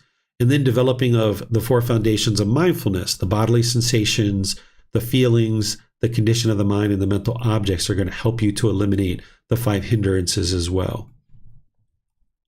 Any questions on these? Okay, I'm not seeing any questions. So let's go to the next chapter, which is chapter 32. The cause and reason for the true teachings to endure long after a Tathagata has attained final nibbana. So here he's going to give you some details about how to ensure that his teachings go forward and continue in the world after his death. That's what final nibbana or final enlightenment is. For a being who's enlightened, we don't call it death, we call it final enlightenment, because that's where the body and the mind separate, and now the mind will no longer experience any physical sensations that are painful. The Buddha gives discourses in other parts of his teachings where he gives exact things to ensure the sustaining of his teachings, but here he's going to give you some other things that relate to the sustaining of his teachings as well. Master Gotama, what is the cause and reason why the true teachings do not endure long after a Tathagata has attained final nibbana or final enlightenment? And what is the cause and reason why the true teachings endure long after a Tathagata has attained final nibbana, final enlightenment? It is, Brahman, because the 4 foundations of mindfulness are not developed and cultivated that the true teachings do not endure long after a Tathagata has attained final nibbana. And it is because the 4 foundations of mindfulness are developed and cultivated that the true teachings endure long after a Tathagata has attained final nibbana. What for? Here, Brahman, a monk resides reflecting on body as body, dedicated, clearly comprehending, mindful, having removed craving and displeasure in regard to the world. And now he says the same thing about feelings as feelings, mind as mind, mental objects as mental objects. These are the 4 foundations of mindfulness, which I just taught last Sunday in our group learning program. It is because these 4 foundations of mindfulness are not developed and cultivated that the true teachings do not endure long after a Tathagata has attained final nibbana. And it is because the four foundations of mindfulness are developed and cultivated that the true teachings endure long after a Tathagata has attained final nibbana or enlightenment. So these relate to developing awareness of the bodily sensations, the feelings, the condition of the mind, and the mental objects. That's ultimately what's going to really propel you to enlightenment, because by understanding and having awareness of those four foundations, you can actually get way ahead of the curve and cut off discontent feelings as their bodily sensations. So by maintaining a practice of the four foundations of mindfulness, not only are you going to get to enlightenment, but the more enlightened beings that are in the world, this is what's going to sustain the teachings in the world. Because by the time you get to enlightenment, you won't ever forget the teachings that led to your enlightenment. That wisdom will be deeply in your mind. You won't be able to forget that in any way, shape, or form, unless there was some kind of brain injury or something like that that would affect the mind. You could, not understand it by that point, but by that point, the mind's already enlightened. So by having these four foundations of mindfulness well developed and lots of people getting to enlightenment, then the teachings of a Tathagata will exist in the world for longer and longer periods of time. So let me see what questions you guys have. I see Francis is asking a question here. Do you have any other resource to read on how to eliminate these hindrances? I am still not so clear on how to cultivate the four foundations of mindfulness.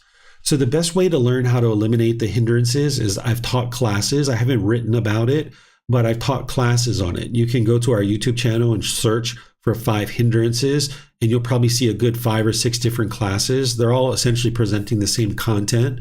But if you listen to the most recent one, you'll see what I was teaching there, because I give you exact understanding of what those hindrances are and how to actually eliminate them. I teach that class at the very end of every group learning program, so you'll see it at least probably 5 or 6 times out there on our YouTube channel.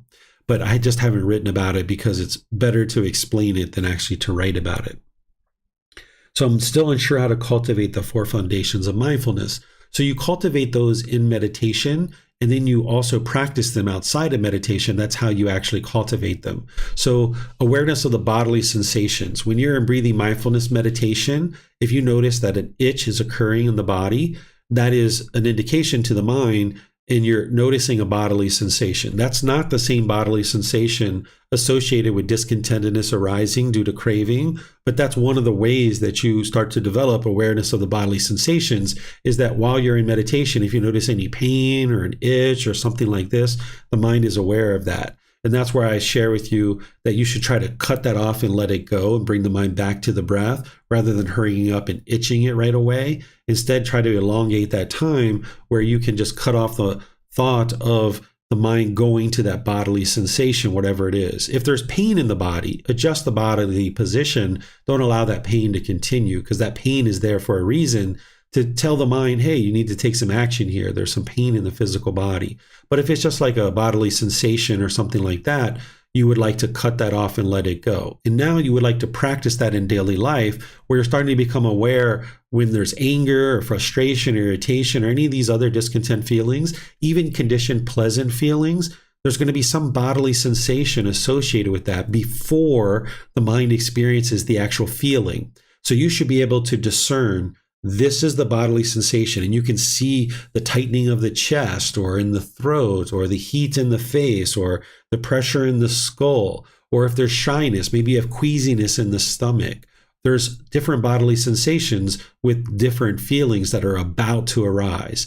Even the pleasant feelings of happiness, excitement, and others, there's usually tingling in the shoulders, in the neck, in the back of the head, and over the skull. And you should be able to see these bodily sensations starting to elongate. When you first start noticing, it might just be a brief little glimpse, but as you're meditating and you're developing more and more awareness of the mind, you can get to a point where those bodily sensations are there for 8 or 10 seconds, which is really nice when you can get to that point, because it gives you more time to cut off and let go of discontentedness as a bodily sensation. So you should be able to see those bodily sensations. And then you should be able to see, well, boom, there is the feeling. It goes from this bodily sensation of tightening of the chest and heat in the face and pressure in the skull, and then boom, there's the anger or there's the frustration. It's a feeling in the mind, and you see that as something completely separate from the bodily sensations.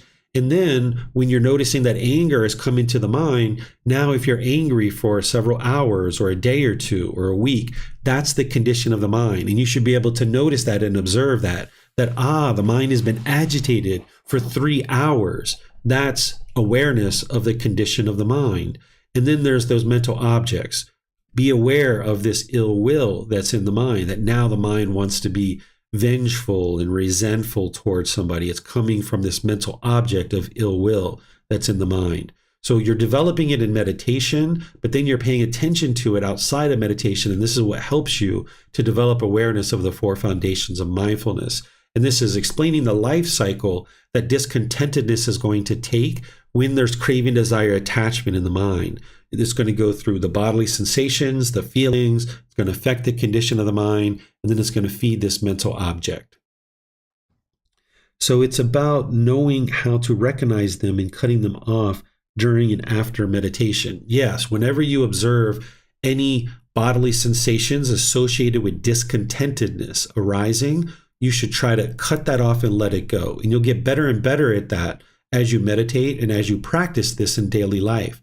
And then the same thing with those conditioned feelings, the discontentedness. When you see those arising in the mind, you would like to cut those off and let those go. Sometimes you need to redirect the mind, but more and more you can do it internally. And then the same thing when you see the condition of the mind is being affected for several hours or days, you would like to cut that off and let it go. All the while, you're working to eliminate these mental objects, those 10 fetters. Tomorrow in the group learning program, I'm going to be teaching those 10 fetters and how to actually eliminate them. Just as an introductory for the group learning program, I'm not going to go into the same level of depth that I might do in a course or a retreat or something like that, but at least you can learn the mental objects tomorrow and how to eliminate those, because you're going to need specific things to break up the mental objects and eliminate those out of the mind. Okay, perfect. You're welcome, Francis. Let me see if we have any questions anywhere else. Okay, I'm not seeing any questions anywhere else. So let's go to the next one, which is chapter 33. Here, great good of mindfulness directed to the body. Monks, even as one who encompasses with his mind the great ocean, includes thereby all the streams that run into the ocean. Just so, whoever develops and cultivates mindfulness directed to the body includes all wholesome qualities that pertain to true wisdom.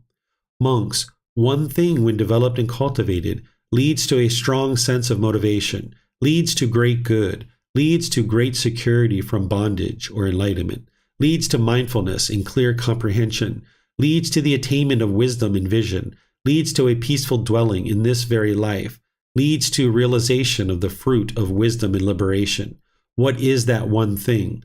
Mindfulness directed to the body. So this is what you're doing to develop that foundation of mindfulness of the bodily sensations, Francis, is you're developing the mindfulness to be aware of those bodily sensations that are occurring in meditation and outside of meditation as well.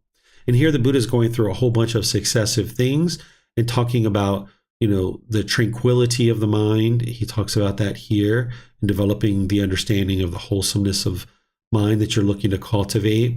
Here he's talking about training the mind to eliminate unwholesome qualities.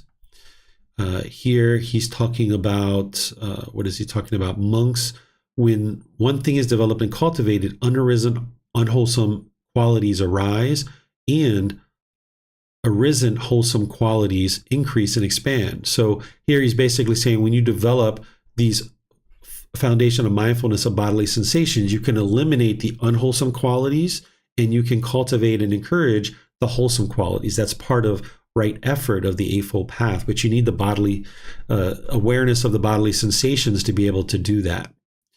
Then here he's talking about elimination of ignorance by cultivating true wisdom and eliminating the conceit. We've talked about those things. Here he's talking about that breathing mindfulness meditation leads to discernment, which is wise decision making, by wisdom, which leads to enlightenment. You're going to need to make wise decisions, and you need wisdom to cultivate the mind in order to make those wise decisions. You wouldn't be able to get to enlightenment without cultivating wisdom and without making wise decisions. And that's why you're not believing teachings. So the more you cultivate wisdom, you can then train the mind to make wise decisions that don't produce unwholesome results. And it's the breathing mindfulness meditation and awareness of bodily sensations that are going to help you to do that. Then the Buddha's talking here, a monk, when one thing is developed and cultivated, penetrates numerous topics, right? So you're going to know a lot of different wisdom as you get to enlightenment. One thing, when developed and cultivated, leads to the realization of stream entry, once returner, non-returner, and arahantship. These are the 4 stages of enlightenment. So he's saying breathing mindfulness meditation leads to that.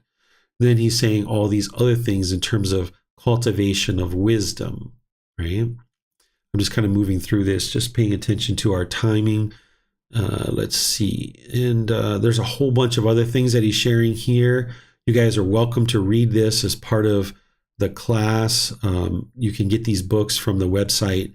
And then what I do is I spend time here helping you to better understand those. And then this is the last chapter that I will help you guys to understand. This is where the Buddha is actually talking about his development of his meditation practice. He's saying that he meditates 3 times a day, morning, midday, and evening, because during his lifetime, they didn't have any watches or timepieces to say any exact time. So that's what I encourage people to do, is to not have an exact time for meditation, but instead have these anchor points like morning, midday, and evening, and understand that your meditation is going to adjust and slide within that. What you'll notice is 1 time a day meditation, it's not enough to get to enlightenment. 2 times a day is very significant. You're going to see huge improvements. Your frequency is actually more important than your duration. If you can get that 3rd one in the middle of the day, you'll see a significant improvement in the condition of your mind. There was a period of time where I was meditating like once or twice a day. And I read this and I realized the Buddha meditated 3 times a day. And I was like, all right, well, I'm not going to believe this teaching. Let me see if it's actually true. So I went a period of time where I consistently meditated 3 times a day. And I observed the improvement to the condition of the mind. It was profound and significant. So this is actually the truth, that yes, just like all the other teachings of the Buddha, he's speaking the truth, that this is what leads to the most improvement to the condition of the mind. At this point, I'm meditating at least 2 to 3 times a day, sometimes meditating more, depending on the classes and courses and retreats that I'm teaching and what kind of meditation I'm doing on my own versus with students. But if you can build up to 2 meditations a day, this would be ideal. A household practitioner meditating in the morning and evening, you'll see significant improvements there. If you can get a midday meditation, you'll see a lot of improvement there as well.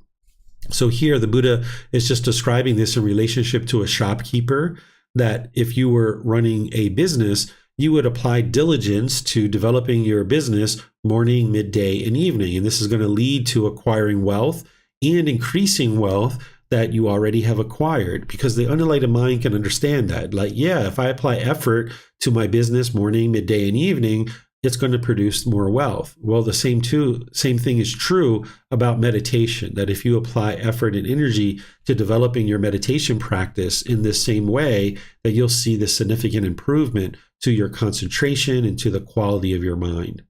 So without having read these last 2 chapters, let me just see if you guys have any questions on either of them. You can put that into Facebook, YouTube, or in Zoom.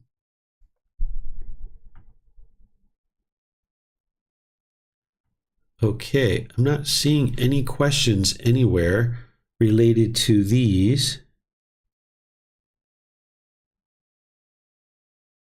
Okay. So what I'll do then is just thank you all for coming to class. Thank you for your questions. I think it's wonderful when students decide to spend time to do that inner work of learning and developing their practice. I really admire people who spend time and dedication to developing their practice of these teachings. So thank you all for your dedication and diligence to learning and asking questions. Tomorrow in the group learning program, you can attend that either Sunday morning Thai time or Sunday evening Thai time. I'm now live streaming from the temple as well as here at home in the evenings. I'm going to be teaching the 10 fetters and the 4 stages of enlightenment. You're welcome to attend those, and you can ask questions and join along either when I'm teaching at the temple or I'm teaching here at home. You'll be able to do that and develop your practice. And then on Wednesday, I'm going to be teaching the loving kindness meditation in the evening as part of our group learning program. In the morning, I'm going to be at the temple. I'm going to be doing breathing mindfulness meditation and teaching the 3 poisons is what I usually teach in the morning on Wednesday for that particular class. So you guys are welcome to join. You have all these options for classes, and you can just decide which ones work out for you and which ones you would like to attend. So thank you all for joining. I'll perhaps see you guys in one of these future classes. Remember that next week, we're going to be moving into Volume 8, Chapters 1 through 10. You're welcome to study those either before or after class and during class as well. So we'll see you guys in a future class. Have a very lovely and wonderful rest of your day. Sawadee krap.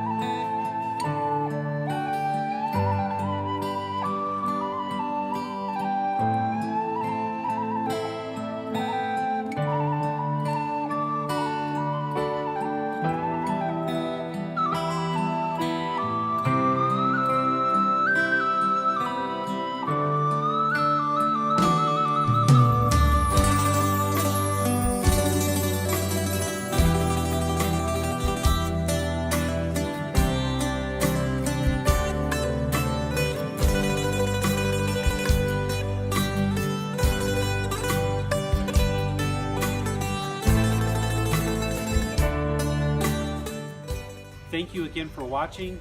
Enjoy your meditation. Look forward to seeing you online and answering any questions that you might have. Thank you so much.